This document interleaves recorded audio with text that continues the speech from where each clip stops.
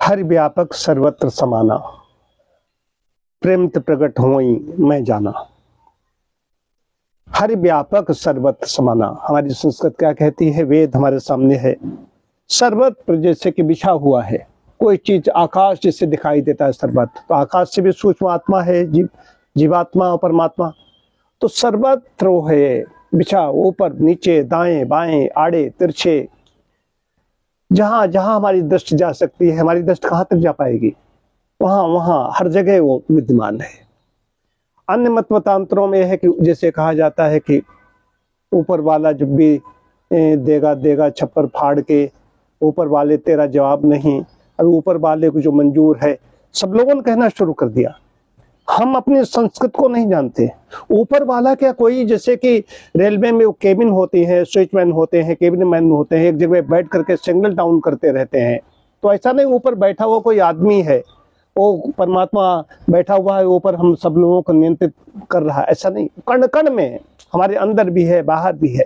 हमारी कल्पना वहां तक नहीं, मन भी वहां तक नहीं जा सकता। मन भी की सीमा भी है, मन की सीमा है, मन भी वहां तक नहीं पहुंच सकता। कहाँ तक जाएगा, सूर्य तक जाएगा, चंद्र तक जाएगा, जो और आकाश गंगा है वहां तक जाएगा, ध्रुव तारा, इनमें सब में मन हमारा जाएगा। जो हमने सुना है, जो जाना है, वहां तक जाएगा। मन भी उसकी गति तो बहुत है तेज, लेकिन कहाँ तक जाएगा हमने देखे नहीं। और सौर मंडल बताया जा रहा है अनंत अनंत अनंत अनंत, लेकिन परमात्मा अनंत है। ओम पूर्णमदः पूर्णमिदं पूर्णात् पूर्णमुदच्यते पूर्णस्य पूर्णमादाय पूर्णमेवावशिष्यते। उसमें कुछ भी निकाल लो, कुछ भी डाल दो, वो वैसा ही रहता है, उसमें कुछ भी प्रभाव नहीं पड़ता। तो सर्वत्र है। ये हमारे यहाँ भी अन्य मत मतांतरों के बात की तरह ऊपर वाला हम लोगों ने कहना शुरू कर दिया। ऊपर वाला उचित नहीं है, सर्वत्र है। जहां जहां हमारी दृष्टि जा सकती है, जहां जहां हमारा मन जा सकता है, वहां पर वो बराबर विद्यमान है, पहले से विद्यमान है।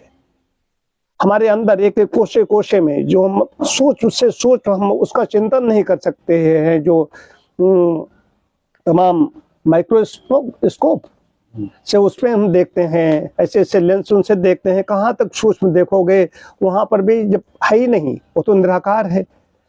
तो उससे में भी जब भी हमें कोई चीज दिखाई दे रही, तो उससे भी सूक्ष्म है, उससे भी सूक्ष्म है, क्योंकि हर चीज हर वस्तु के अंदर है वो, और हर वस्तु उसके अंदर है।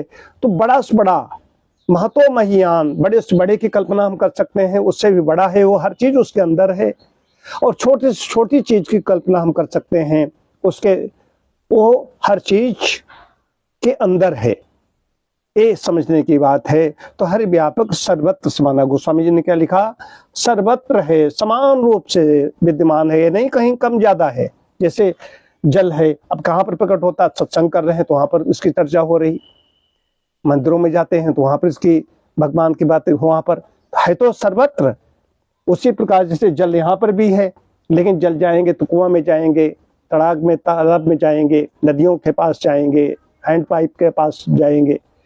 उसी प्रकार से मिलता है परमात्मा के बारे में चर्चा कहाँ हो रही है, सर्वत्र व्याप्त है। लेकिन हमें सर्वत्र नहीं, हमारी आत्मा सर्वत्र व्याप्त नहीं है। हमें परमात्मा दर्शन कहाँ होंगे, अंदर ही होंगे। इसीलिए हम मंदिर में जाते हैं, कहीं मठ में जाते हैं, कहीं किसी देवता के पास जाते हैं, मूर्ति के पास जाते हैं, तो वहां पर हाथ जोड़ते हैं तो आंखें बंद हो जाती हैं। आंखें बंद होने के बाद उसी को हम अपने अंदर देखने लगते हैं। ये भी सबका अनुभव है। कोई भी जाता है जो उस देवता के पास जाकर के वहां पर जब जाएगा, अब बहुत श्रद्धा भाव से जो उसकी प्रार्थना करेगा, पूजन अर्चन करेगा, तो उसकी आंखें बंद हो जाती हैं।